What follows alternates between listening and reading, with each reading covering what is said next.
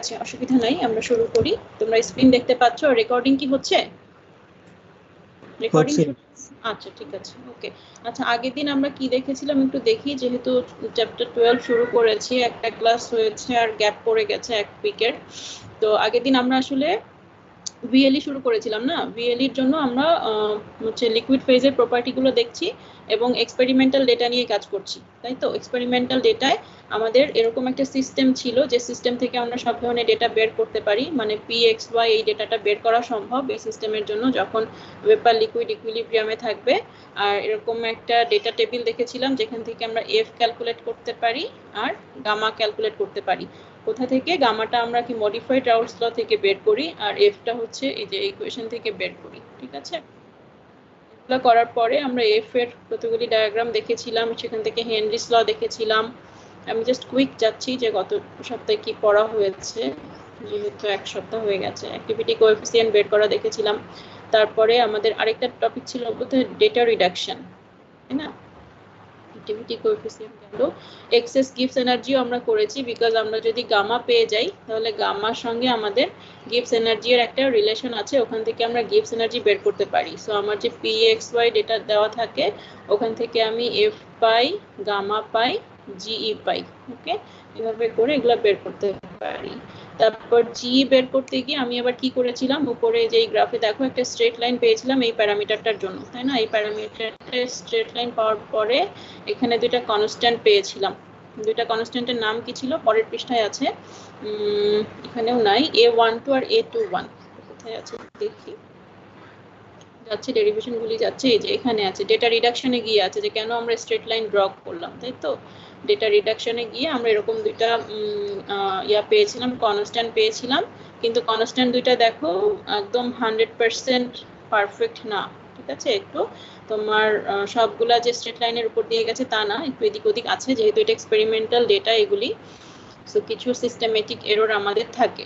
ওখান থেকে আমরা কি পেয়েছিলাম বলতো? মার্গুলসের ল পেয়েছিলাম, এই যে এই দুইটা ইকুয়েশন 12, 10, ঠিক আছে? মার্গুলসের ল পেয়েছিলাম, যে ল এর মাধ্যমে আমরা আসলে কিছুই না, জিই এর ইকুয়েশন থেকে যে কনস্ট্যান্ট পাই A12 A21, ওখান থেকে আমি গামা বের করি। এগুলা হচ্ছে থিওরিটিক্যাল প্রসিডিউর। এই জিই পর্যন্ত আমার কি ছিল বলতো? এক্সপেরিমেন্টাল প্রসিডিউর ছিল, তাই না? PXY ডেটা থেকে আমরা পাই।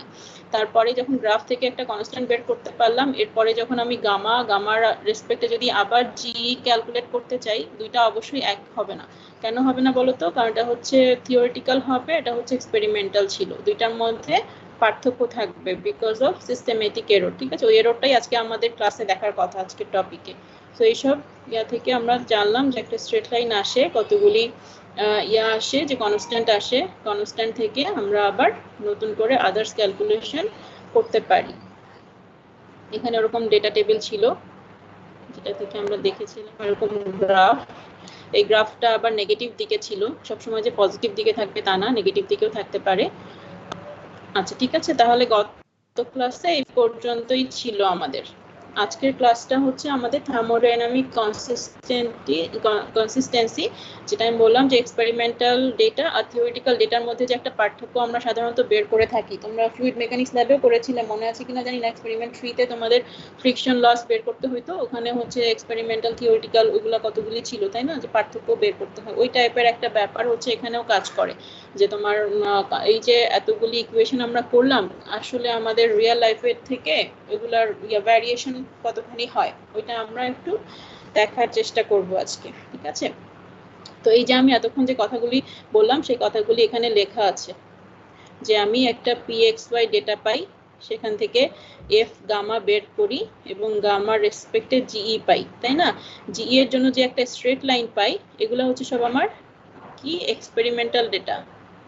সেখান থেকে আমি একটা কনস্ট্যান্ট পাই স্ট্রেট লাইনের A12 A21, এখান থেকে আমি মার্গুলসের ইকুয়েশন ইউজ করলে গামা পাই। গামা থেকে আবার আমি চাইলে জিই ক্যালকুলেট করতে পারি, তাই না? সেটার ইকুয়েশন কি ছিল মনে আছে? এই যে দেখো নিচে দেওয়া আছে 1192, এই ইকুয়েশনে লন গামা, এটা যদি আমি জানি, একটা ইকুয়েশন ডিরাইভ করতে পারি আমি এটার রেসপেক্টে, যেহেতু সে পার্শিয়াল প্রপার্টি দেখায়, আমরা পড়েছিলাম চ্যাপ্টার 11-এ, সেহেতু আমি এখান থেকে এই জিটা রিভার্স ওয়েতে বের করে নিতে পারি, ঠিক আছে, চাইলে। তো এই যে ডেটাগুলো হবে, এই ডেটাগুলো হবে আমার থিওরিটিক্যাল ডেটা। ওকে, এই দুইটার মধ্যে একটা পার্থক্য থাকে। কেন পার্থক্য থাকে সেটা এখানে বলা আছে, সিস্টেমেটিক এরর। মানে ধরো তোমরা 304 করছো না এই টার্মে করছো নাকি নেক্সট টার্মে মনে হয়। তোমরা কি 31-এ? হ্যালো, কথা শুনতে পাচ্ছো? হ্যাঁ, তোমরা 31-এ আছো। তাহলে 32-তে তোমাদের হিট ট্রান্সফার ল্যাব থাকবে। ওখানে দেখবা যে প্রেসার গজ যেগুলো থাকে, ধরো আমি 5 psi তে স্টিম দেব, কিন্তু ওটা 5 psi তে আসলে থাকে না, মানে প্রেসারটা ভ্যারি করে। কোনো একটা জায়গায় টেম্পারেচার তুমি ফিক্স রাখতে চাচ্ছ, কোনো একটা ভ্যালুতে, ধরো 50 ডিগ্রি সেলসিয়াস, 100 ডিগ্রি সেলসিয়াস, ওটা ফিক্স থাকে না, ওটা ওঠানামা করে, ঠিক আছে। তো রিয়েল লাইফে যখন আমরা এক্সপেরিমেন্ট করি বা কোনো একটা প্রসেসকে চালাই, বা যে কিছু একটু চেঞ্জ হয়, তুমি কম্পোজিশনগুলো ট্র্যাক করো, ধরো হয়তো তুমি ইয়াতে দিয়ে দেখতেছো, রিফ্র্যাক্টিভ ইন্ডেক্সের মাধ্যমে দেখতেছো, এটা তো করেছো, বিএলই তে করেছো না, ইয়াতে 302-তে এটার একটা এক্সপেরিমেন্ট করার কথা, যে রিফ্র্যাক্টোমিটার কিভাবে ইউজ করে। এগুলা ক্ষেত্রে যেসব ম্যানুয়াল এরর হয় ওগুলাকে সিস্টেমেটিক এরর বলে, ঠিক আছে। তো আমরা যখন এক্সপেরিমেন্ট করি, বিভিন্ন রকম সিস্টেমেটিক এরর আমাদের ঢোকে, এবং ওই কারণেই আমাদের থিওরিটিক্যাল ভ্যালু এবং এক্সপেরিমেন্টাল ভ্যালুর জন্য চেঞ্জগুলো আসে, ঠিক আছে, এবং ওখানে কনসিস্টেন্সির একটা ব্যাপার থাকে। আচ্ছা, ভালো কথা। এই কোয়েশ্চেনটা আমাদের পরিচিত, দেখো, তাই তো, GE/RT x1 ln gamma 1 x2 ln gamma 2, এটা কোথা থেকে আসে? এই যে এখান থেকে আসে 1195 আগের চ্যাপ্টারের যে আমরা gives energy excess gives energy পড়েছিলাম, ওখান থেকে আসে, সামাবিলিটি ল থেকে।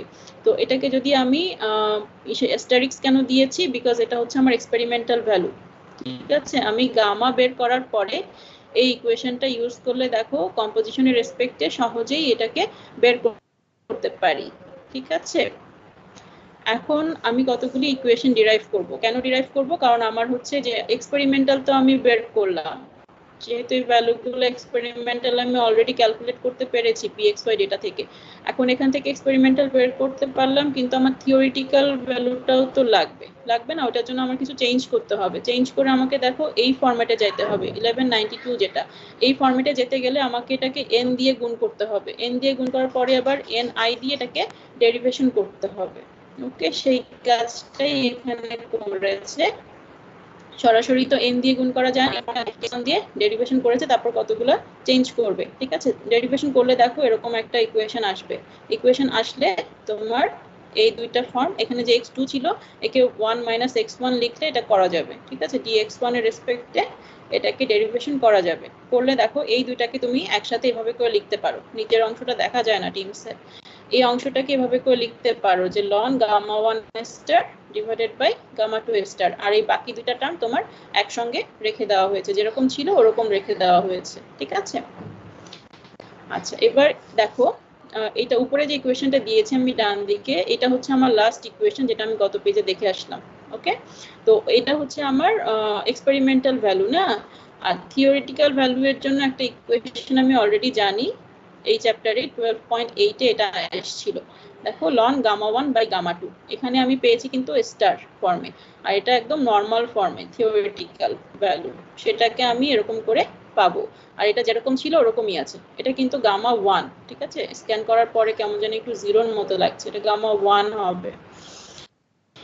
The differences between like terms are residuals, মানে ডেল্টা টার্ম যেটা বা ডিফারেন্স যেটাই আমরা বলি না কেন, এগুলাকে রেসিডুয়ালস বলে, হ্যাঁ, which may be represented by a delta notation। তো আমি এই যে থিওরিটিক্যাল আর এক্সপেরিমেন্টাল দুইটা ভ্যালুর মধ্যে যে পার্থক্য, সেটাকে দেখো ডেল্টা ফর্মে লিখলাম।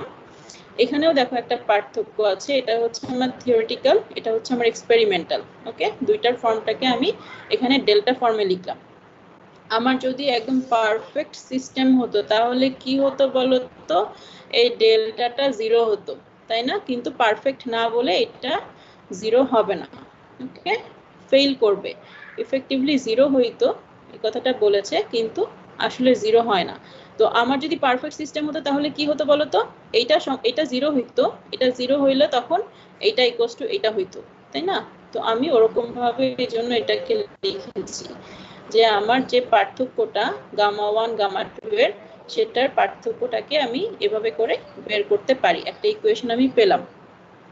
আচ্ছা, তো ওইটারই আমাকে ব্যাখ্যা দিয়েছে এখানে। দেখো এই যে লাস্ট পেজের ইকুয়েশনটা, right side of this equation exactly the quantity that equation 12:7, এই যে এই ইকুয়েশনটা জিনিসটা আবার 0, তার মানে হওয়ার কথা। ঠিক আছে, অ্যাকর্ডিং টু ইকুয়েশন থিওরিটিক্যালি আমার এই কোয়ান্টিটিটা 0 হওয়ার কথা।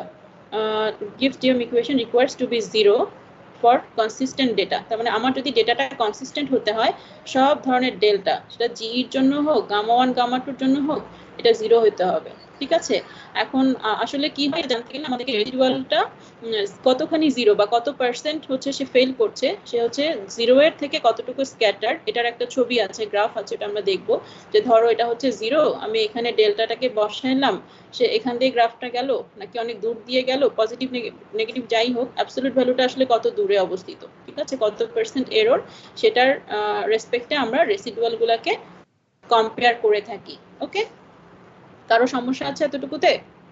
সমস্যা থাকলে কথা বলো, না হলে নেক্সট স্লাইডে যাব। এটাকে ডিরেক্ট মেজার অফ ডেভিয়েশন বলে। ডেভিয়েশনের জন্য আমি ডিরেক্টলি এই ইকুয়েশনগুলোকে ব্যবহার করে ডেল্টাটাকে দেখতে পারি যে ও আসলে কিরকম ভাবে ফেল করছে, 0 এর রেসপেক্টে তার দূরত্ব বা ডিসটেন্স কতটুকু হচ্ছে। ঠিক আছে, ওকে, এবার দেখো কিছু ডেটা শো করা আছে। এক্সাম্পল 12:1 এ এই ডেটা দিয়েছে ডাইইথাইল কিটোন, এটা হচ্ছে 1 নাম্বার তোমার স্পেসিস, আর এটা হচ্ছে এন হেক্সেন। ওকে, টেম্পারেচার দিয়ে দিয়েছে, টেম্পারেচার তার মানে টি কনস্ট্যান্ট, এবং ফার্স্ট 3 কলাম হচ্ছে তোমার এক্সপেরিমেন্টাল ভ্যালু, যেটা আমি এক্সপেরিমেন্ট করে বের করি ডেটা। আর রিডিউস করতে বলেছে, এই সেট অফ রিডিউস করা মানে হচ্ছে তোমার ওই যে দেখা যে তোমার কতটুকু ফেল করলো, বা ডেটা রিডাকশন যেটা আমরা দেখে এসেছি না, গ্রাফ প্লট করতে হয়, ওভাবে করে ডেটাটাকে রিডিউস করা, আদার্স যে প্যারামিটার, ওই প্যারামিটারগুলোকে বের করে আনা। ঠিক আছে, তো এটার রেসপেক্টে দেখো আমি গামা স্টার আর জিই স্টার এগুলো বের করতে পেরেছি। এই যে প্যারামিটারটা, এই প্যারামিটারটা থেকে আমার একটা স্ট্রেট লাইন পাওয়ার কথা, তাই না? অ্যাকর্ডিং টু দ্য ইকুয়েশন আমি একটা স্ট্রেট লাইন পাবো, যেখান থেকে A12 A21 এগুলো আমি বের করতে পারবো। ওকে, তারপরেই আমি থিওরিটিক্যাল একটা ফরম্যাটে যাইতে পারবো। এতক্ষণ কিন্তু আমি সব এক্সপেরিমেন্টাল করেছি। ঠিক আছে, এই ফিগার, এই টেবিলে তোমার যা যা ডেটা আছে সব ডেটা কিন্তু এক্সপেরিমেন্টাল, খেয়াল করেছো? সব অ্যাস্টেরিক্স দেওয়া, তো এগুলো সব এক্সপেরিমেন্টাল। এখন তোমার যদি কম্পেয়ার করতে হয়, তোমাকে এই ফরম্যাটে গিয়ে থিওরিটিক্যাল ইকুয়েশনগুলো ইউজ করতে হবে। ভালো কথা।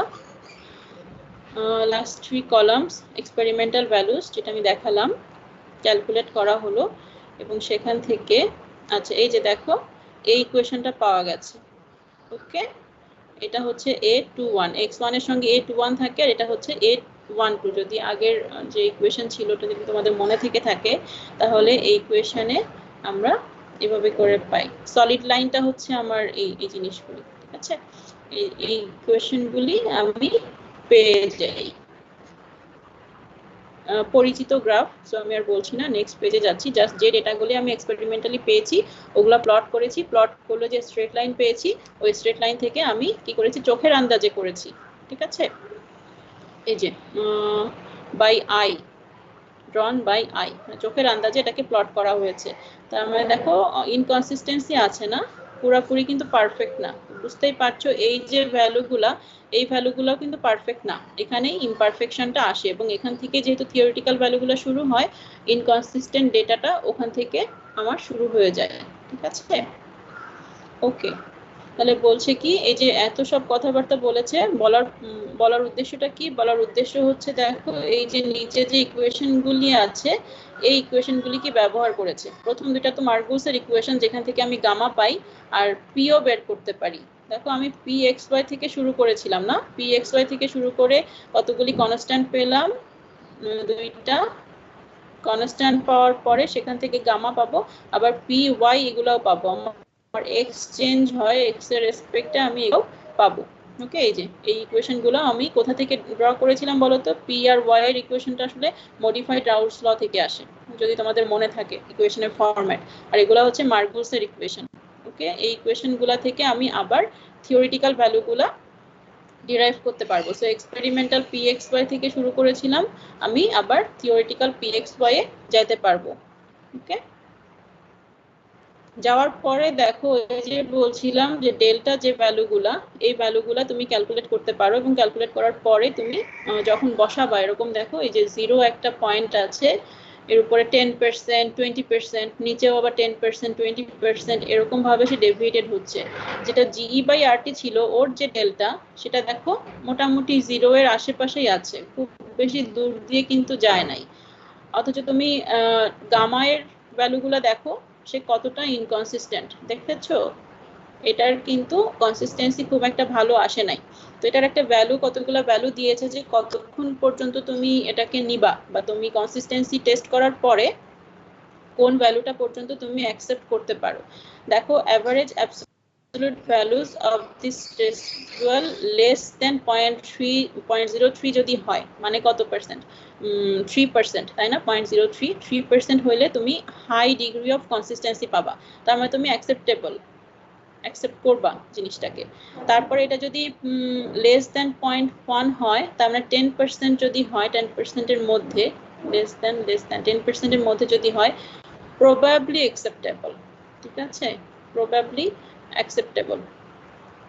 আর এটা যদি ধরো বলছে কত পার্সেন্ট, এই যে 0.15, মানে 15% এর বিয়ন্ডে যদি চলে যায়, তাহলে সিগনিফিক্যান্ট এরর আছে সেটা বলছে। ওকে, সিগনিফিক্যান্ট এরর এরকমটা বলছে। although one cannot be certain where the error lies, কেউ জানে না যে এররটা আসলে কোথা থেকে আসে, কিন্তু সাসপেক্ট করা হয় y কে, যে আমার ভেপর ফেজের যে কম্পোজিশনটা, ওখান থেকে এররটা আসলে ঢুকে যায়, সেটা সবাই সাসপেক্ট করে। কারণ কি, দেখো তোমরা যখন ভিএল এর এক্সপেরিমেন্ট করেছো ভিএল এর এক্সপেরিমেন্টটা বলো তো আমাকে, একজন এক্সপেরিমেন্ট ফ্রি বোধহয় ম্যাস ট্রান্সফার ল্যাবের, করেছো কি? হ্যালো, জি ম্যাম করেছি। আচ্ছা কেউ করেছো? আচ্ছা, তাহলে তোমাদের যদি মনে থেকে থাকে, তাহলে ওই যে ইয়াটা ফিগারটা আমরা দেখলাম, যে নিচে লিকুইড আর উপরে হচ্ছে ভ্যাপার থেকে একটা স্যাম্পল আমি কালেক্ট করি, তাই না? স্যাম্পল কালেক্ট করে তারপর ওটাকে রিফ্র্যাক্টিভ ইন্ডেক্সে দিয়ে রিফ্র্যাক্টোমিটার থেকে আমি ভ্যালুটা বের করি, ঠিক কিনা? এরকম, তাই না? এরকম না তোমাদের ইয়াটা, জিনিসটা মনে আছে না নাই? মনে আছে, ওকে, মনে থাকলে ভালো। তো আমি যখন এই যে ওয়াইটা নিচ্ছি, দেখো কত কি করছি, একটা ভ্যাপর ফেজকে আমি কন্ডেন্স করে তারপর ওকে একটা স্যাম্পল টিউবের মধ্যে নিচ্ছি, টিউবের মধ্যে নিয়ে তারপর আবার আমি রিফ্র্যাক্টোমিটারে দিচ্ছি। রিফ্র্যাক্টোমিটারে দেওয়ার ছবি ভিডিওটা কি দেখেছো, যে কিভাবে রিফ্র্যাক্টোমিটারের মধ্যে দিতে হয় একটা গ্লাসের উপরে, আয়না টাইপ জিনিসের মধ্যে, এটা দেখানো হয়েছিল ক্লাসে? হ্যাঁ, দেখানো হয়েছিল। ওকে, তো এই যে বিভিন্ন ধরনের কাজ আমি করছি, ভ্যাপর থেকে শুরু করে লিকুইড বানাচ্ছি, তারপর আবার রিফ্র্যাক্টোমিটারে দিচ্ছি, ওই সব ক্ষেত্রে এতগুলি ভ্যারিয়েশন আছে কাজের, যে তোমার ওয়াইটা আসলে কনসিস্টেন্ট নাও হতে পারে। দেখা গেল ওয়াই থেকে খানিকটা জিনিস পুড়ে চলে গেছে, তুমি সঠিক ওয়াইটা পাওনি। তো এই জন্য সবাই সাসপেক্ট করে, সায়েন্টিস্টরা সাসপেক্ট করে যে ওয়াইটাতেই হচ্ছে আসলে আমার ভ্যারিয়েশনটা হয়, বিকজ ওটাকে আমার সিস্টেম থেকে বের করে নিয়ে তারপরে মেজার করতে হয়। ঠিক আছে, এটা একটা জাস্ট সাসপেক্ট করা হয় আর কি, আর কিছু না। ওকে, যে এররটা আসলে কোথা থেকে আসতেছে। সো এটা গেল তোমার থার্মোডাইনামিক কনসিস্টেন্সি। এখন দেখো এখানে কি বলেছে, তো এই তো গেল। তাহলে আমি কি বুঝলাম, যে আমি এই যে দেখো নিচের গ্রাফে যে আমি A1 to A1 নিয়েছিলাম, এগুলা তো চেঞ্জও হতে পারে, তাই না? এগুলা যদি চেঞ্জ হয়, তাহলে আমার এই গ্রাফটা আরো সহজ হবে, আরো ভালো হবে। মানে ধরো এই যে ড্যাশ লাইন, ড্যাশ লাইনটা আসলে এক্সপেরিমেন্টাল ভ্যালু, ওকে, মানে যেটা হওয়া উচিত, কিন্তু আর এটা হচ্ছে গিয়ে তোমার সলিড লাইন যেগুলো, এগুলো আমরা যে ক্যালকুলেট করি সেগুলা, ঠিক আছে? তো এরকম যদি হয়, তাহলে আমি দেখো দুইটা গ্রাফের মধ্যে পার্থক্য আছে কিন্তু বেশ খানিকটা দূরে। আমি যদি এই দুটাকে কাছাকাছি করতে পারি, তাহলে কি হবে, আমার কনসিস্টেন্সিটা বাড়বে, তাই না? কাছাকাছি করতে গেলে আমাকে কি করতে হবে বলো তো? এটা যেহেতু নিচে আছে, এই গ্রাফটা যদি উপরে থাকতো তাহলে উল্টা হইতো, মানে আমার এদিকে যাইতে হইতো। এই গ্রাফটা যেহেতু নিচে, আমাকে আরো অথেন্টিক হইতে গেলে নিচে নামতে হবে, তার মানে এর ভ্যালুটা আমাকে চেঞ্জ করতে হবে, অর্থাৎ কমাইতে হবে। ঠিক আছে, এই সিস্টেমের জন্য এটাকে কমাতে হবে। তো বার্কার সাহেব ওটাই করেছেন আসলে। বার্কার মেথড বলে একটা মেথড আছে, ওই মেথডে কি করা হয়, একটা কোড করা হয়, সিম্পল একটা কোড কিন্তু রিগোরাস মেথড। ওটাতে এই A1 A2 এগুলাকে চেঞ্জ করা করা হয়, চেঞ্জ করে করে প্রেসার ক্যালকুলেট করা হয়, তাই তো? প্রেসার করলে ক্যালকুলেট করলে থিওরিটিক্যাল প্রেসার যেটা আমি পাচ্ছি ওটাকে আমি কম্পেয়ার করি এক্সপেরিমেন্টাল ভ্যালু যেটা পেয়েছিলাম ওটার সাহায্যে আমি ওটাকে কম্পেয়ার করি। তো যত কাছে যাওয়া সম্ভব একটা টলারেন্স ভ্যালু দিয়ে দেওয়া হয় ওই অ্যালগোরিদমে, যতটা কাছে যাওয়া সম্ভব কাছে নিয়ে তার রেসপেক্টে যে কনস্ট্যান্টের জন্য আমার ওই ভ্যালুটা কাছাকাছি হয় বা টলারেন্সের মধ্যে আসে ওই ভ্যালুটা আমি আসলে নেই। তো বার্কারের মেথড যদি আমি এই কারেন্ট যে ডেটার জন্য ইয়াটা করছি কনসিস্টেন্সিটা মেজার করছি ওইটার ক্ষেত্রে আমি কি পেয়েছি দেখো, যখন আমার A21 যেটা ছিল ওটা হচ্ছে 0.7 ছিল, আমি পেয়েছি কত 0.6 এর মতো, তাই না? তার মানে নিচে নেমে এসেছে, নিচের দিকে নেমে এসেছে। এটা হচ্ছে A21, এটা নিচের দিকে নেমে এসেছে, তার মানে আসে আরো এই ড্যাশ লাইনের কাছে চলে আসছে, সলিড লাইনটা ড্যাশ লাইনের কাছাকাছি চলে এসেছে।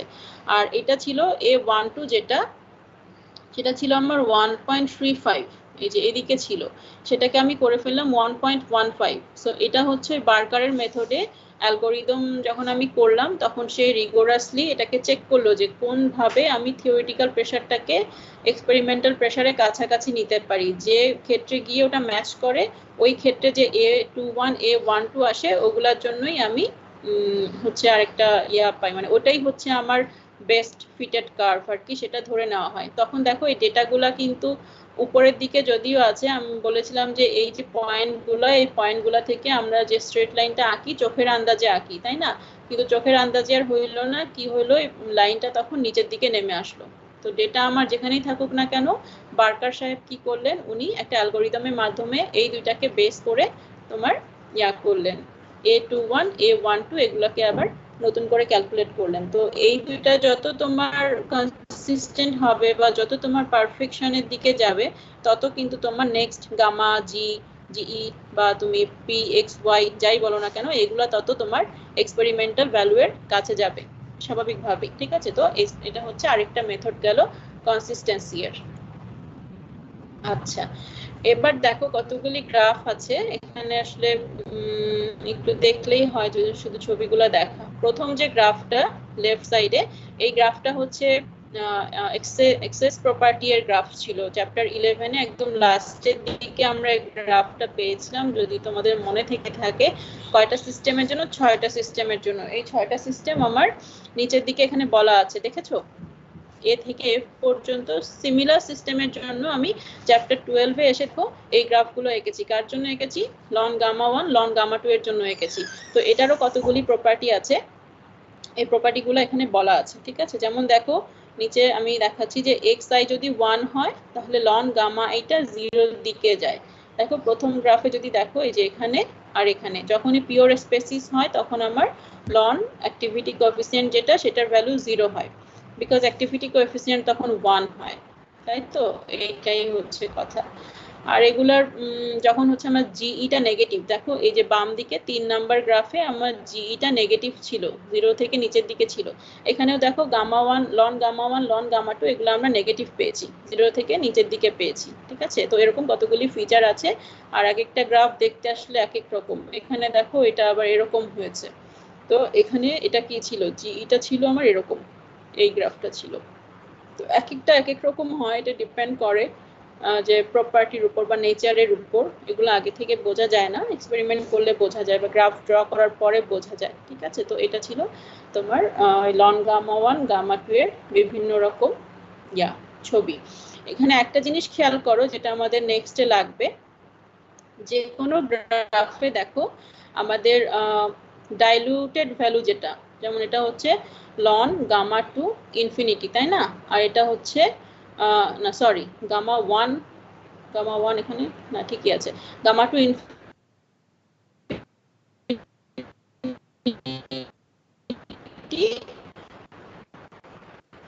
আর না ভুল বলছি, আচ্ছা ওটা এই গ্রাফে দেখা যাচ্ছে না, ওটা এই গ্রাফে দেখা যাচ্ছে না, সরি আরেকটা গ্রাফ আছে ওটাতে দেখবো আমরা যে গামা 1 ইনফিনিটি আর গামা 1 এখানে এক হয় না। তো এরকম হতে পারে, এক হতে পারে, ঠিক আছে? Depending on the nature of the system, যে তুমি কোন সিস্টেম কাজ করছো, মোস্ট অফ দ্য কেসে তোমার এই ইনফাইনাইট ডাইলুশনের ভ্যালুটা আলাদা হয়, একই হবে না, সিমিলার হবে না, ঠিক আছে? ওকে, মানে এটা আমাদের এখানে শেষ। প্রপার্টি এর সাথে একটু কম্পেয়ারও করতে পারলাম যে বিভিন্ন রকম হয়, কিন্তু জিই আবার নেগেটিভ হইলে লন গামা 1 গামা 2 এগুলোও নেগেটিভ হয়, এরকম ভাবে আমরা দেখলাম। এখানে আমাদের লিকুইড ফেজ প্রপার্টি যেটা ভিএলই ডেটার জন্য ওটা শেষ। আজকে আরেকটা নতুন টপিক শুরু হবে, হচ্ছে মডেলস। কতগুলি মডেল দেখবো। হ্যাঁ, model for the excess gives energy. Excess gives energy যে আমরা বের করব, একটা তো আমরা দেখলাম যে মার্গুস ইকুয়েশন থেকে গামা 1 গামা 2 বের করার পরে পরবর্তী ক্যালকুলেশন করতে পারি। এরকম আরো কতগুলি মেথড আছে। রেডলিকিস্টার এক্সপ্যানশন বলে একটা জিনিস আছে, ওখান থেকে আমরা যে ভ্যালুগুলো পেতে আছে। আবার তোমরা কতগুলি হাইসিস করেছো নাকি? এটা কি তোমাদের হাইসিস আছে না নেক্সট টার্ম?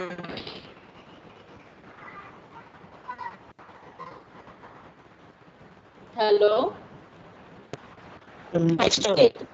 নেক্সট টার্মে, ওকে, আচ্ছা ঠিক আছে। কিন্তু তোমরা এনআরটিএল, ইউনিফ্যাক্ট, ইউনিকোয়াক এই মেথডগুলি নাম কি এর আগে মডেলগুলি এগুলা এই ধরনের প্রপার্টি, থার্মোডাইনামিক প্রপার্টি বের করার জন্য কতগুলি মডেল জেনারেট করা আছে, সায়েন্টিস্টরা করেছেন। তো ওই মডেলগুলি আমরা আজকে এখানে দেখার চেষ্টা করব, ঠিক আছে? আচ্ছা, নরমালি কি হয়, normally according to thermodynamic rules parameter কম্পোজিশনের উপরই ডিপেন্ড করে। একটা সিস্টেমের তুমি টেম্পারেচার চেঞ্জ করে দাও, তার যে গিভস এনার্জি ওটা চেঞ্জ হয়ে যাবে। প্রেসার চেঞ্জ করো, ও চেঞ্জ হবে অবভিয়াসলি, যেটা আমরা একটু আগে দেখলাম যে PXY ডায়াগ্রামে P চেঞ্জ হইলে আবার ফাংশন চেঞ্জ হলে তো অবশ্যই চেঞ্জ হবে, বিকজ আমরা সবকিছু কম্পোজিশনের রেসপেক্টে এই চ্যাপ্টারে হচ্ছে, গত চ্যাপ্টারে আর এই চ্যাপ্টারে কম্পোজিশনের রেসপেক্টে সব গ্রাফগুলি পাচ্ছি, তাই না? তার মানে আমি যদি এক্স অ্যাক্সিসে গ্রাফ বসাই, সব প্যারামিটারগুলি আমার চেঞ্জ হয়। তো কম্পোজিশন, টেম্পারেচার, প্রেসার এগুলা চেঞ্জ হইলে আমার এই প্যারামিটারটাও চেঞ্জ হবে। এখন আমি যদি কিছু লিমিটেশন দিয়ে দিই, আমার ধরো যেহেতু আমি লিকুইড নিয়ে কাজ করছি, লিকুইডের উপর কি হবে, লিকুইডটা হচ্ছে very weak function of P, যেটা আমরা এই চ্যাপ্টারের শুরুতেও দেখেছি, আগের চ্যাপ্টারেও যখন লিকুইড নিয়ে কাজ করেছি তখনও শুনেছি যে আমরা প্রেসারের উপরে খুব একটা ডিপেন্ডেন্ট না যখন আমি লিকুইডকে হ্যান্ডেল করছি, ঠিক আছে? সো প্রেসারটাকে আমি টোটালি অমিট করে দিয়েছি। ওকে, এখন আমি যদি সিস্টেমের টেম্পারেচারটাকে কনস্ট্যান্ট করে দিতে পারি, তখন কি হবে বলো তো? এই যে প্যারামিটারটা, এই প্যারামিটারটা অনলি আমার কম্পোজিশনের ফাংশন হবে, ঠিক আছে? সেটা একটা মাল্টি কম্পোনেন্ট সিস্টেম হইলে সব কয়টা কম্পোজিশনের উপর ডিপেন্ড করবে আমার এক্সেস এনার্জি প্যারামিটারটা। ওকে, এখন এখান থেকে আমি ফার্দার ক্যালকুলেশনগুলো করব। আমার শর্ত থাকবে কনস্ট্যান্ট টি এবং পি কে আমি জাস্ট ইগনোর করে গেছি। ওকে, এখন মার্গুস ইকুয়েশন যেটা এখানে আমি দিয়ে দিয়েছি, এখান থেকে আসলে শুরু হয়, is an example of this functionality. Okay, দেখো এখানে জাস্ট আমার কি ছিল, দুইটা কনস্ট্যান্ট ছিল আর x1 x2 ছিল, তার মানে জিই যেটা আমি পাচ্ছি সেটা শুধুমাত্র x এর উপর ডিপেন্ড করছে আর কোনো কিছুর উপর ডিপেন্ড করছে না।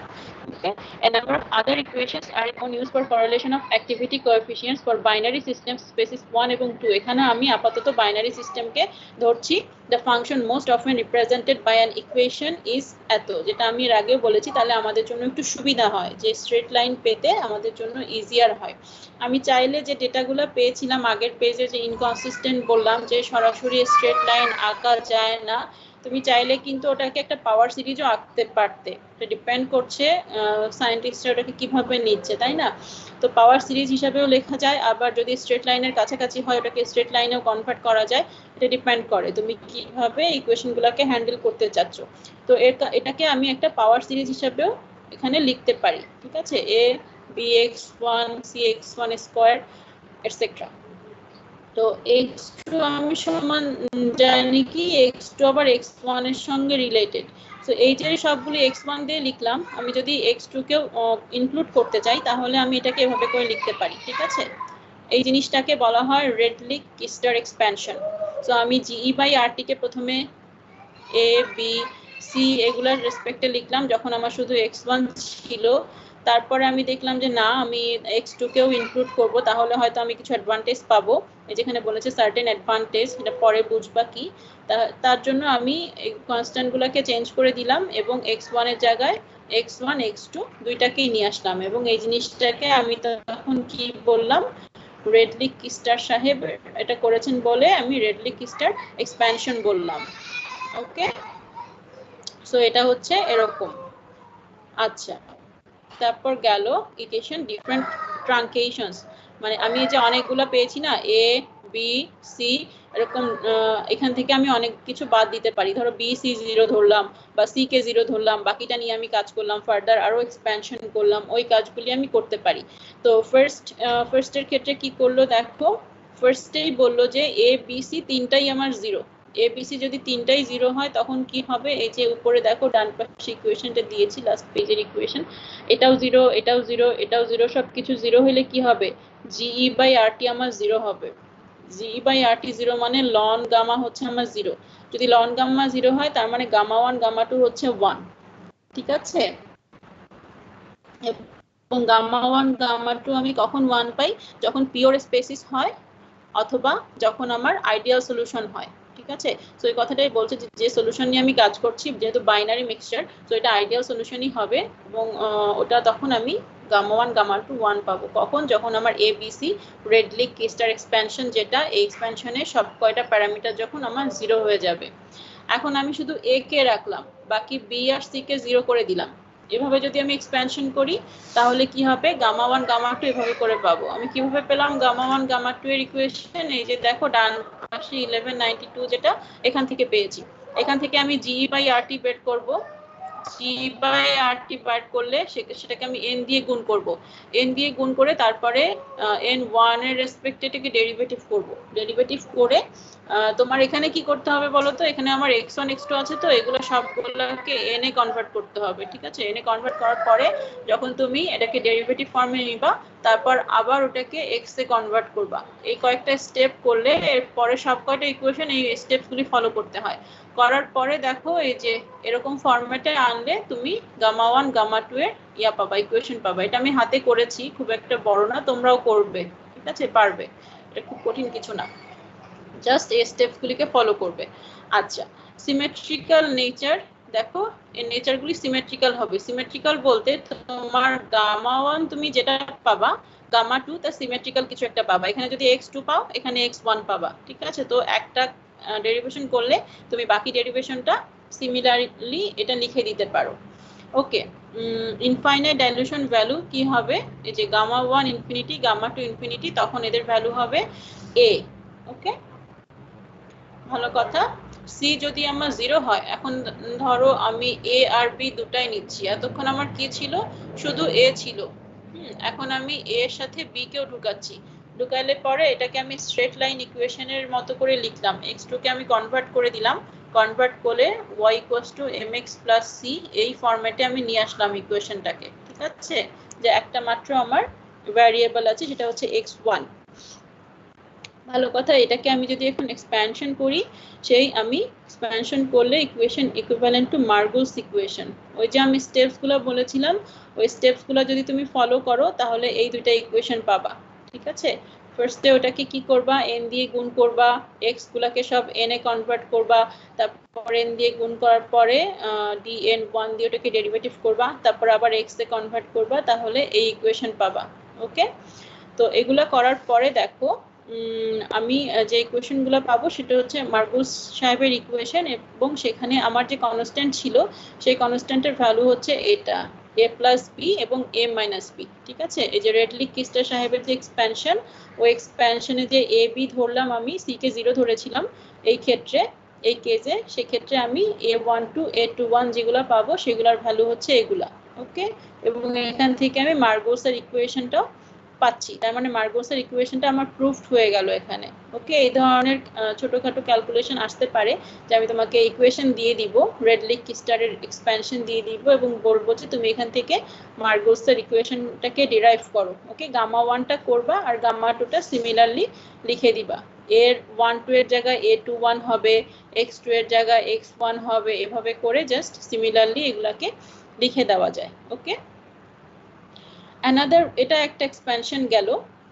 আরেকটা ওয়েল নোন ইকুয়েশন হচ্ছে যখন আমি রেসিপ্রোকাল এক্সপ্রেশনটা লিখি। রেসিপ্রোকাল লিখলে কিছু অ্যাডভান্টেজ আছে, সেটাও দেখি আমরা। রেসিপ্রোকাল মানে হচ্ছে জাস্ট এই প্যারামিটারটাকে আমি উল্টায় দিলাম, ঠিক আছে, জি ই বাই আর টি, ওই যে জিনিসটা ছিল ডিভাইড বাই x1 x2, এটার আমি ইনভার্সটা নিচ্ছি। ওকে, ইনভার্স নিলে দেখো প্রত্যেকটা এখানেও সি সি রেসিপ্রোকাল যেটা, ওটাকে 0 ধরেছি, a প্রাইম বি প্রাইম রেখেছি। ওকে, x1 x2 ছিল ওরকমই আছে। সিমিলার ওয়েতে আমি এটাকে লিনিয়ার ফর্মে লিখেছি y = mx + c। তারপর এভাবে করে আমি এগুলোকে ক্যালকুলেশন করছি। ওকে, ক্যালকুলেশন করলে দেখো এই যে সব ভ্যালুগুলোকে x1 x2 করে করে আমি x1 এখানে কি করেছি, x1 আর x2 কে আলাদা করেছি। ওকে, x1 আর x2 কে আলাদা করে এটাকে আমি এখন এই যে দেখো আমার যে মার্গুসের ইকুয়েশনের যে একটা ফরম্যাট ছিল ওটাকে লিখেছি, কিন্তু রেসিপ্রোকাল ফর্মে লিখেছি। দেখো উপরে যেটা আছে সেটা আমার স্বাভাবিক ফর্মে আছে a21, আর যখন আমি রেসিপ্রোকাল এক্সপ্রেশনে গেলাম তখন কি করেছি, এটাকে a21 এর প্রাইম হবে আমার এই সিস্টেমের জন্য, কারণ এখানে কোনো স্বাভাবিক নাই, এ বি এগুলা নাই, যেগুলো আছে প্রাইম ফর্মে আছে, এবং এটার রেসিপ্রোকাল নিয়েছি। ঠিক আছে, সেটা মাথায় রাখবা, রেসিপ্রোকাল নিলাম, আর মাইনাসটাকে a12 এর রেসিপ্রোকাল নিলাম প্রাইমের। নেওয়ার পরে এগুলাকে যখন আমি এই ইকুয়েশনে বসাবো, ঠিক আছে, এই ইকুয়েশনে বসানোর পরে আমি এরকম একটা ফরম্যাট পাবো। ওকে, দেখা যাচ্ছে না ইকুয়েশনটা পুরোপুরি টিমসের কারণে, এরকম একটা ফরম্যাট পাবো। এই লাস্ট পেজের ইকুয়েশনটা আমি এখানে দিয়েছি। ওকে, এই যে রেসিপ্রোকাল ফরম্যাটে ছিল, এবং আমি এগুলাকে ইন্ট্রোডিউস করলাম, তারপরে ডিনোমিনেটর আর নিউমারেটর এই দুটাকে আলাদা করলাম, বিকজ আমাকে এটা উল্টাতে হবে। ঠিক আছে, এটা তো আমার অলরেডি ইনভার্স ফর্মে আছে, উল্টায় দিলে আমি স্বাভাবিক ফর্মটা পাবো।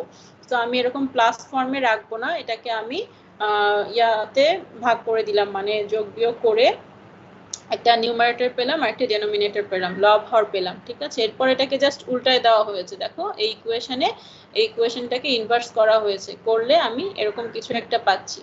এরপর যদি তুমি এটাকে ওই স্টেপসগুলি ফলো করো, যে x থেকে তুমি n এ কনভার্ট করলা, তারপরে n দিয়ে মাল্টিপ্লাই করলা, তারপরে dn1 দিয়ে এটাকে ডেরিভেটিভ করলা, এবং আবার তুমি x এ কনভার্ট করলা n থেকে, তাহলে তুমি গামা1 গামা2 এর এই ইকুয়েশনগুলো পাবা। ঠিক আছে, আচ্ছা ভালো কথা। এই ইকুয়েশনগুলো পাওয়ার পরে দেখো এদের একটা নাম দেওয়া হয়েছে, এদের নাম হচ্ছে ভ্যান লার ইকুয়েশন। ওকে, তার মানে আমরা রেডলি-কিস্টার এক্সপ্যানশন থেকে শুরু করেছিলাম।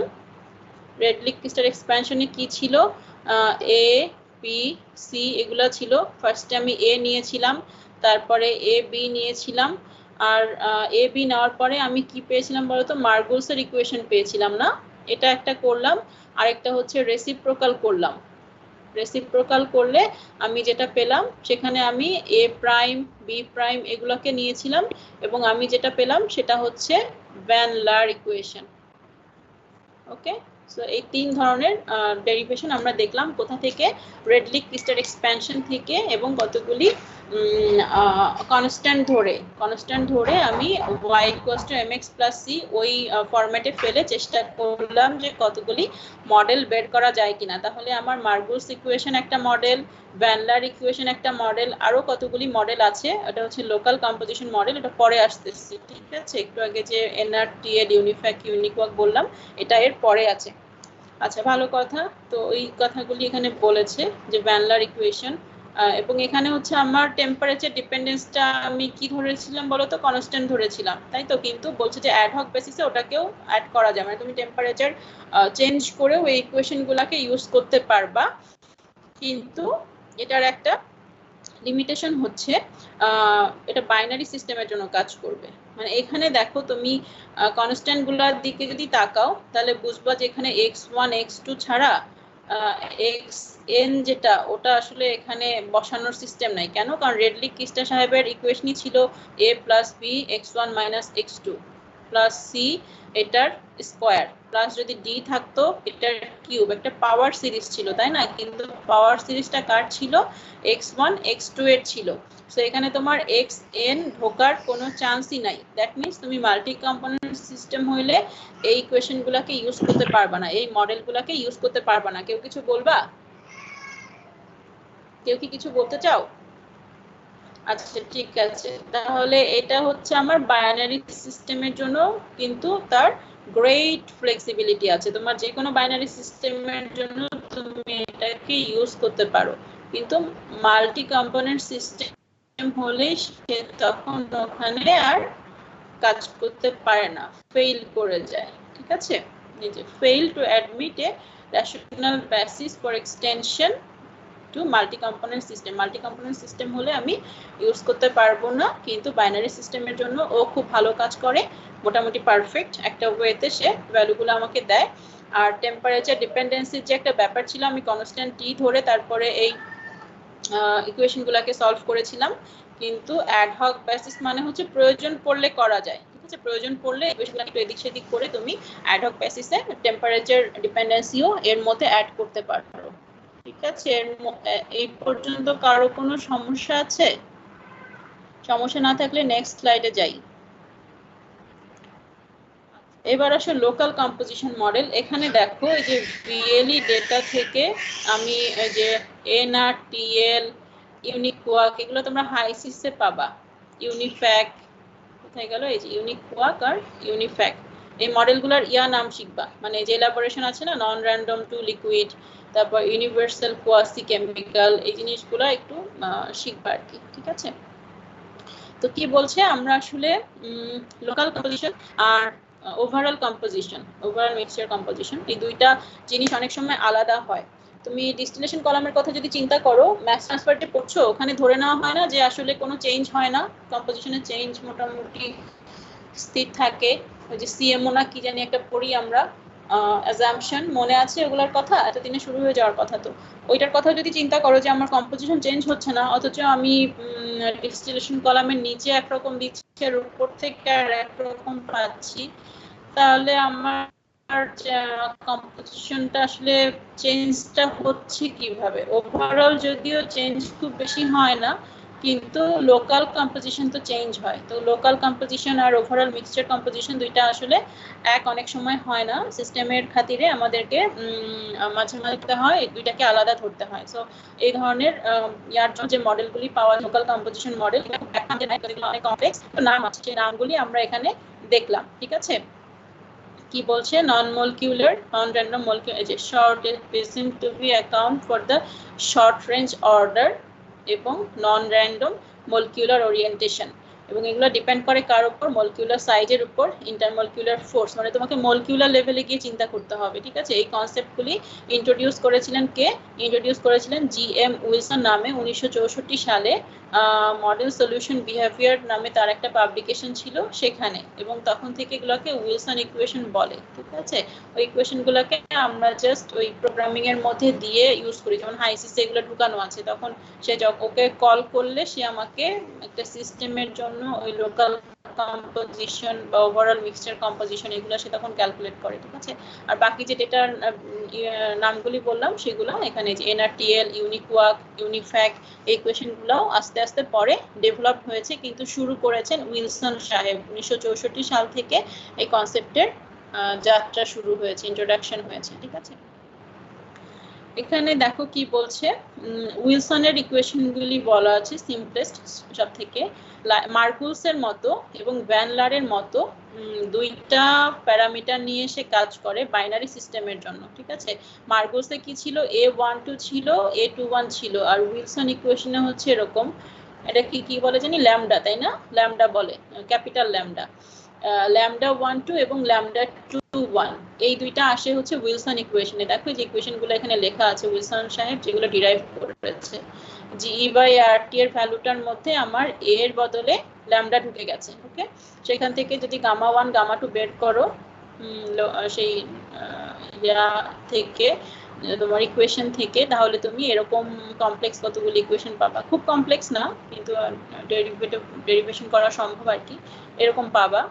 এগুলো অবশ্যই মুখস্থ করতে হবে না, এগুলো মুখস্থ করার মতো কোনো ইকুয়েশন না, ঠিক আছে। আর ইনফাইনাইট ডাইলিউশন মেথড যদি আমি যাই যে গামা এগুলো 0, তাহলে আমি ওগুলাকে এরকম ভাবে পাই। ওটার মধ্যে দেখো ওই ল্যামডা এর 1 2 2 1 এগুলা ইনক্লুডেড, ঠিক আছে। সো এগুলা বলছে যে লোকাল কম্পোজিশন মডেল একটা উইলসনের ইকুয়েশন, সেগুলো হচ্ছে এখান থেকে আসে, অনেকটা মার্গুসের ইকুয়েশনের মতো বা ভ্যান লারের ইকুয়েশনের মতো, যেখানে দুইটা প্যারামিটার থাকে যদি বাইনারি সিস্টেম হয়, সেটা একটা হচ্ছে ল্যামডা 1 2 আর একটা হলো ল্যামডা 2 1। আর বেশি সময় তো নেই তোমাদের। ওকে, একটা বলেছে যে ল্যামডা 1 টু ল্যামডা 2 1 যেগুলো, এগুলো সবসময় পজিটিভ নাম্বার হবে, এটার একটা বলেছে, ফিচার বলে দিয়েছে, তাই তো। আর এনআরটিএল ইকুয়েশন সেটা হচ্ছে এরকম, দেখো এখানে আবার G12 G21 tau 1 two tau 21 এরা এসছে, টাউ 21 টাউ 12 আবার কি দেখো নিচে দেওয়া আছে B12 B21, তার মানে এখানে তোমার তিনটা প্যারামিটার আছে, ভেতরে আবার একটা আলফা আছে। আলফাটা কোথায়, এই যে আলফা আছে জি এর সাথে, তার মানে আলফা B12 B21, এটা হচ্ছে 3 প্যারামিটার একটা মডেল, তার মানে এটা আরো কমপ্লেক্স, ঠিক আছে। এটা হচ্ছে আমার এনআরটিএল মডেল, নন র্যান্ডম টু লিকুইড মডেল। আচ্ছা, তো এই যে এই তিনটা প্যারামিটার তোমার ডিপেন্ড করছে কোন পেয়ার নিচ্ছ তার উপর। ধরো তোমার 1 2 2 1 এরকম কতগুলি পেয়ার যদি করতে পারো, তাহলে ওইটার রেসপেক্টে তোমার এই জিনিসগুলো তখন চেঞ্জ হয়। আচ্ছা, আর ইউনিকওয়াক ইকুয়েশন কি? ইউনিকওয়াক ইকুয়েশন হচ্ছে যে এরকম এই টাইপের, উইলসন ইকুয়েশন মাল্টি কম্পোনেন্ট সিস্টেমের জন্য আমি এভাবে করে লিখতে পারি। ইউনিকওয়াক ইকুয়েশন তোমার অ্যাপেন্ডিক্স এইচ এ বলেছে, ইউনিকওয়াক আর ইউনিফ্যাক, হ্যাঁ এগুলো বইয়ের ভেতরে ডিটেইলসে বলে নাই, এগুলো আরো কমপ্লেক্স, ঠিক আছে। তো এটা যদি দেখতে চাও অ্যাপেন্ডিক্স এইচ এ গিয়ে দেখে আসতে পারো, কিন্তু এটা তোমাদের সিলেবাসের অন্তর্ভুক্ত না। ওকে, লোকাল কম্পোজিশন মডেলের লিমিটেড ফ্লেক্সিবিলিটি আছে fitting data, but they are adequate for most engineering purpose. আমরা রিয়েল লাইফে যতগুলি ইঞ্জিনিয়ারিং হ্যান্ডেল করি, সিস্টেম হ্যান্ডেল করি, তার মোস্ট অফ দেম আমরা উইলসনের ইকুয়েশন দ্বারা বা এই লোকাল কম্পোজিশন মডেল যেগুলি বলা হলো এগুলোর দ্বারা ফিট করা সম্ভব। They are implicitly generalisable to multi component system. একটু আগে আমরা কি দেখেছিলাম, রেডলিক-কিস্টারের যে এক্সপ্যানশন, ওটা হচ্ছে মাল্টি কম্পোনেন্টে গিয়ে আর ওটাকে কাজ করানো যায় না, বিকজ এক্স এনটাকে ইনক্লুড করার অপশনই ছিল না ইকুয়েশনের মধ্যে, তাই তো। কিন্তু যখন আমরা এই যে লোকাল কম্পোজিশন মডেলগুলোতে আসলাম, বিশেষ করে ফর এক্সাম্পল যেমন উইলসন ইকুয়েশনের জন্য লিখেছে, মাল্টি কম্পোনেন্ট সিস্টেমের জন্য এই দুইটা ইকুয়েশন ডিরাইভ করা সম্ভব হয়েছে। সেখানে অনেকগুলি আবার প্যারামিটার আছে, দেখেছো, ল্যামডা 1 2 ল্যামডা 2 1 ল্যামডা 1 3 ল্যামডা 3 1, এবং এখানে হচ্ছে lambda I J lambda J I একই না। এর আগে আমরা কি একটা প্যারামিটারে দেখেছিলাম না যে ইন্টারমলিকিউলার ইন্টারঅ্যাকশন বলে B12 B21, ওগুলা সেম হয়, কিন্তু এখানে এরকম সেম না, এগুলা প্রত্যেকটা পেয়ার তোমার আলাদা, ঠিক আছে। এটা লাস্ট স্লাইড আজকের, যে লোকাল কম্পোজিশন মডেলে যে যদি টেম্পারেচার ডিপেন্ডেন্সিটা তুমি বের করতে চাও উইলসন প্লটে, উইলসন ইকুয়েশনে আমরা যেটা দেখলাম, তাহলে ওটা হচ্ছে এরকম হবে যে এগুলা হচ্ছে আমার ভলিউম, ঠিক আছে, আর এক্সপোনেনশিয়ালের ভেতরে দেখো যে টেম্পারেচার ঢুকে গেছে, তার মানে উইলসনের ইকুয়েশন যেটা মাল্টি কম্পোনেন্ট সিস্টেমের জন্য, সেখানে আমি বা যে কোনো সিস্টেমের জন্যই, বাইনারি সিস্টেম হোক আর মাল্টি কম্পোনেন্ট হোক, আমি টেম্পারেচার ডিপেন্ডেন্সিটাকে ইনক্লুড করতে পারি, ঠিক আছে। এ পর্যন্ত তোমাদের পড়া আজকের। কোনো কোশ্চেন থাকলে জিজ্ঞাসা করতে পারো। রোল কল করব। ম্যাম, হ্যাঁ বলো। ম্যাম ওই ভ্যানলার ইকুয়েশন কেন মাল্টি কম্পোনেন্ট সিস্টেমের জন্য ইউজ করা যাবে না, একটু বুঝেছেন, আবার একটু বুঝাবে? হ্যাঁ, ওটা করা যাবে না, কারণ হচ্ছে যে তোমার ওখানে বলে দিই, রেডলিক-কিস্টারে কি ছিল বলতো, জিই বাই আরটি, যেটা ওটাকে আমি এক্সপ্যান্ড করেছিলাম কিভাবে, A B x1 minus x2 plus C হলে এটার স্কোয়ার, ডি হলে এটার কিউব, এরকম। তো দেখো এখানে পুরো ইকুয়েশনের মধ্যে কি x1 x2 ছাড়া আর কিছু আছে? না ম্যাম, আর কিছু নাই, এখানে x3 নাই, x4 নাই, xn নাই, তার মানে আমি দুইটা কম্পোনেন্টের জন্যই আসলে এটাকে বেসিক ধরে করেছি, এক্সপ্যান্ড করেছি। এই জন্য ওখানে তোমার এই মাল্টি কম্পোনেন্ট সিস্টেমের জন্য বা মাল্টি স্পেসিসের জন্য ওটাকে এক্সপ্যান্ড করা যায় না, ওটা ওর একটা লিমিটেশন। কিন্তু উইলসন সাহেব যেটা দিয়েছেন, যেহেতু লোকাল কম্পোজিশন মডেল, তো লোকাল কম্পোজিশন গুলাকে উনি কি করলেন, উনি পেয়ারে ভাগ করে ফেললেন। মানে ধরো তোমার বিভিন্ন রকম মলিকিউলস আছে, যদি আমি এরকম বিভিন্ন রকম শেপে লিখি, তাহলে ধরো 3-4 রকম 5 রকম ছোট এরকম যদি থাকে, তো উনি কি করলেন, লোকাল কম্পোজিশনে লোকাল পেয়ারে ভাগ করে ফেললেন। ঠিক আছে, যে 2 রকম করে নিয়ে উনি এখানে অবশ্য 3 রকম ঢুকে গেছে, মনে করো এটা বড়। ঠিক আছে, এরকম উনি লোকাল কম্পোজিশন মডেলে ভাগ করে ফেললেন। ভাগ করে ফেললে কি হলো দেখো, যেখানে আই যে ফরম্যাটটা চলে আসলো। ঠিক আছে, এটা আই যে আকারে লেখা যায়, তারপরে তোমার এটা এ আই যে আকারে লেখা যায়। আই যে গুলা 1-2 হতে পারে, 1-2 হলে 2-1 আরেকটা পেয়ার পাবা, 1-3 হলে 3-1 আরেকটা পেয়ার পাবা, তারপরে এটা যদি 2-3 হয় তাহলে 3-2 আরেকটা পেয়ার পাবা। কিন্তু এই জিনিসটা তোমার রেডলিক কিস্টার এক্সপ্যানশনে সম্ভব ছিল না। ঠিক আছে, এই জন্য রেডলিক কিস্টার এক্সপ্যানশনটা তোমার মাল্টি কম্পোনেন্টের জন্য পসিবল না। কিন্তু উইলসন সাহেব যখন লোকাল কম্পোজিশনে ভাগ করে ফেললো, তখন এই পেয়ারগুলির জন্য উনি মাল্টি কম্পোনেন্টে এটাকে এক্সপ্যান্ড করতে পারলো। এই আর কিছু না। ঠিক আছে, আর কোনো কোশ্চেন? রোল কল করতে হবে, বিকজ তোমাদের যেহেতু ভিডিও অন করার টাইম আমি পাই না, নির্দেশ ছিল বুয়েট কর্তৃপক্ষ থেকে যে করতে হবে, কিন্তু ওটা সম্ভব হয় না। অ্যাটলিস্ট রোল কল তো আমাকে করতেই হবে।